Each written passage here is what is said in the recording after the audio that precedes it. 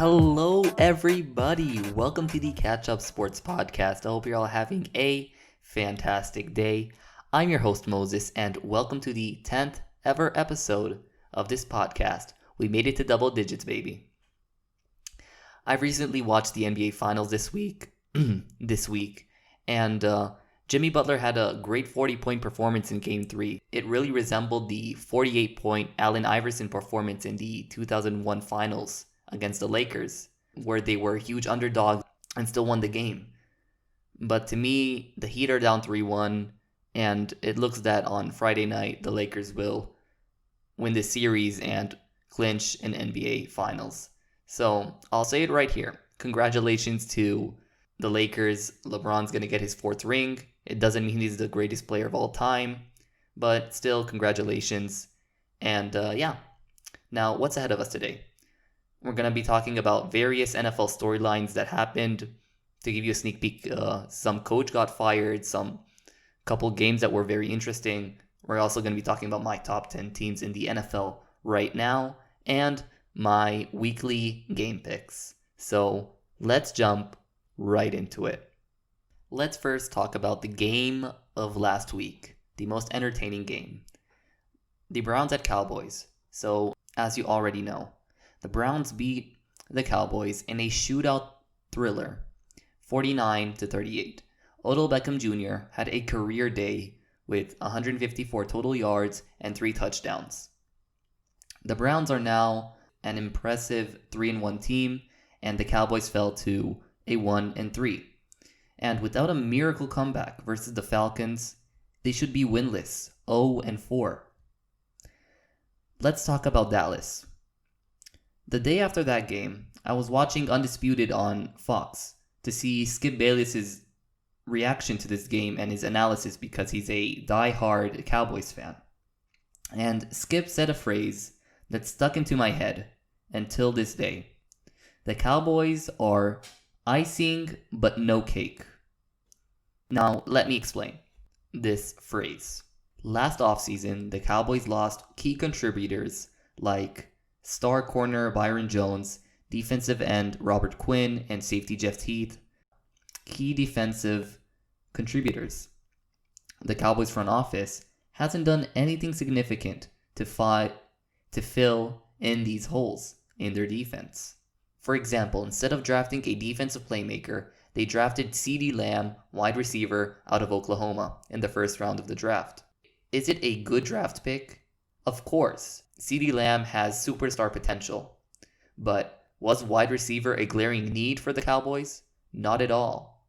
Not at all. Second round rookie cornerback Trevon Diggs is starting for the Cowboys. And according to Pro Football Focus, his overall grade this season is 44.5. And if you don't get it, that's a horrific grade. A very bad grade. This defense is a mess, including the fact that key playmakers like Lane Vander Esch, Chidobe Awuzie, Sean Lee, and Anthony Brown are all injured right now. This defense is even more of a mess now. This defense can't stop the run or pass, and is ranked dead last in the league, while the offense is one of the best in the league with the most deep talented skill positions: Amari Cooper, Michael Gallup, Ezekiel Elliott, CeeDee Lamb, and more. But like legendary Alabama coach Paul Bear Bryant said, defense wins championships. And in other words, you can't win without a defense, no matter how good your offense is. The Cowboys are in trouble this season. So, why are the Cowboys icing but no cake? Icing sells tickets like icing sells a cake. The explosive offense, the big plays, the decoration, and the cake, the fundamentals, the defense, it's the most important, but it doesn't sell tickets. Cake doesn't sell without the icing, but the icing doesn't exist without the cake. Ask the 2018 Kansas City Chiefs, who couldn't beat the Patriots in the AFC Championship because of their defense. Now let's move on to this other storyline that happened this week. Bill O'Brien, the now former Texans general manager and head coach, was fired from the team. A well-deserved hire, if there is one, after a horrendous 0-4 start to the season. But what led to this firing? In 2019, Bill O'Brien was given even more power on personnel, or in other words, a coach general manager, only if he got the quote-unquote general manager role in 2020, this offseason. O'Brien traded former number 1 overall pick Jadeveon Clowney to the Seahawks for 2 average players and a 3rd round pick. Then traded 2 first-round picks for tackle Laramie Tunsil and wide receiver Kenny Stills. And of course, the next offseason, there was the very controversial DeAndre Hopkins trade, trading one of the best receivers in the league for a, at best, above-average running back and a 2nd-round pick. It doesn't look good. David Johnson averages 3.86 yards per carry this season, while DeAndre Hopkins has 39 catches, and that leads the league. And the 3.86 yards per carry is 37th among NFL running backs this season. There's a reason why head coach and GM are different jobs. The coach coaches, that's his job, and the GM's job is to construct and build a roster. When you give your coach complete roster control, there's going to be lapse of judgment in roster moves, like the trades I listed earlier. Because 9 times out of 10, a coach doesn't have GM skills like a GM doesn't have coaching skills. Especially when the team is playing bad, there's only one person you can blame. If it's a different scenario, you can blame or the GM or the coach. But Bill O'Brien was both, so he's the only one you can blame. The Texans have the most expensive roster this season. $255 million worth of a roster. Yet they're 0-4 and they don't look promising at all. And if Texans fans still think this season can be saved and salvaged, the Texans' interim head coach, former defensive coordinator Romeo Crennel, the last time he was a head coach, he went 2-14 with the Chiefs in 2012. This season is lost for Houston. Let's shift to this. Welcome back, guys, to my weekly segment, the Catch Up Sports Top 10 Teams. The top 10 teams in the NFL, according to yours truly, Moses. And before I start, do you agree with my picks or not? I'd love to know. Comment down below on YouTube or DM me on Instagram or Twitter. Let's have a nice conversation, and really I'd love to know. But now let's move on to my picks. Number 10, the LA Rams. They stayed put from last week's ratings, but I really contemplated with myself that if they still deserve to be in the top 10. They did win on Sunday, but they barely beat one of the worst teams in the league, the Giants. They needed an interception inside the 10-yard line with under a minute to go in the game to ice the game. But I'm keeping them on this list because I like what I saw from this team the first 3 weeks of the season. But they have to perform at a high level for me to keep them on there. Number 9, the Pittsburgh Steelers. The Steelers didn't play this week due to the Titans' COVID outbreak. You can't deny the fact that Big Ben Roethlisberger is playing at a high level. And the Steelers are a 3-0 team who won all their games convincingly. But I need to point out that they beat bad teams. And this week they face the Eagles. They have to impress me to stay on this list. They have to. Like the Rams. Number 8, the Titans. Same case as the Steelers. It's a pity that we didn't get this matchup this week. Both teams to me are on the exact same threshold. Number 7, the Buffalo Bills. The days calling Josh Allen a running back or just a bad quarterback are long gone. Josh Allen has become the NFL's biggest rising star after a very impressive first quarter of the season, putting himself in the MVP votes.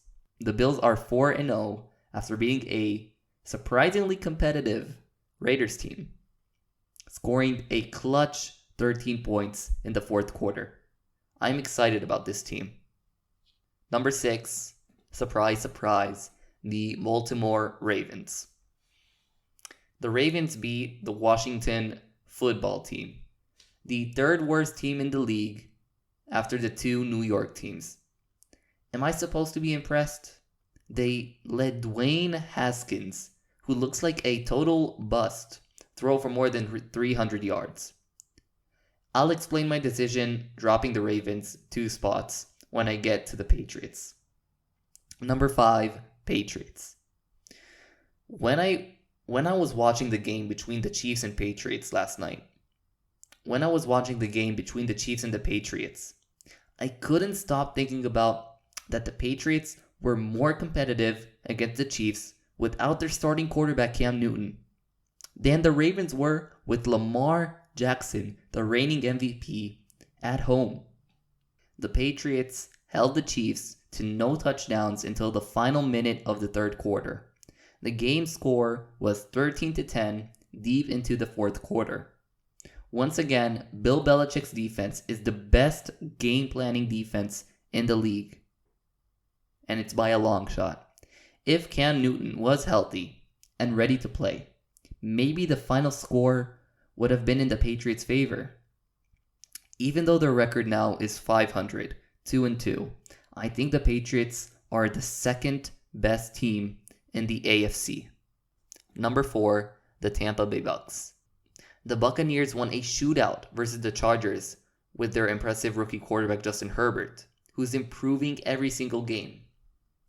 Despite throwing an early pick 6, Tom Brady had his best game in a Buccaneers uniform, throwing for 369 yards and 5 touchdowns. Also, their running back Ronald Jones ran for 111 yards, averaging 5.5 yards per carry. Although it was a bad defensive performance, it helps the offense to be on the same page.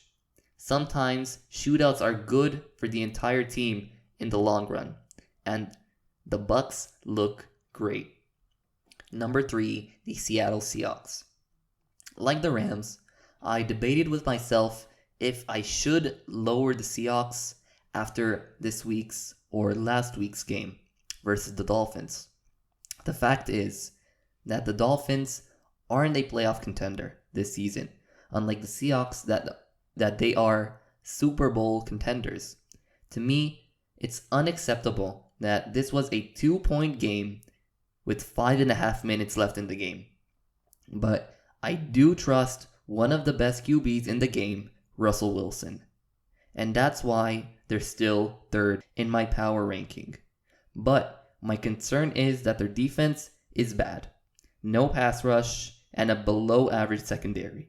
This might hurt them come playoff time. Number 2, the Green Bay Packers.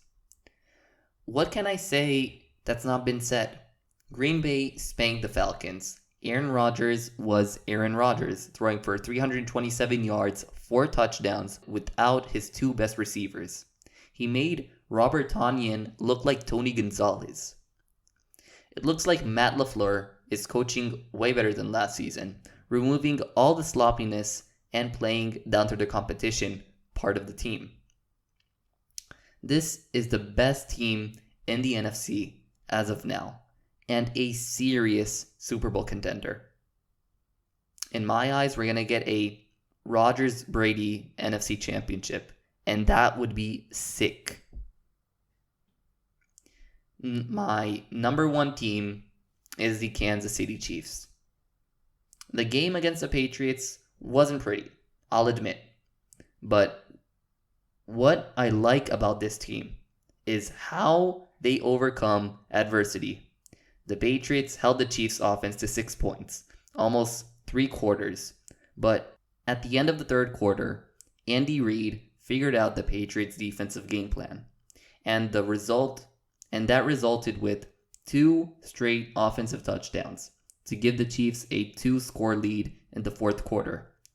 And that was eventually the game's turning point. Later, Tyrann Mathieu had a pick 6, just for a cherry on top. Now, let's go to this. Here's my weekly game picks, my favorite weekly segment. Last week I went 10-5. I'd say a pretty good week. And my overall record now is 43-19-1. Before I start my weekly picks, I'd love to know, what are your weekly picks? Do you agree with my picks? Comment down below or DM me on Twitter and Instagram. You know the drill.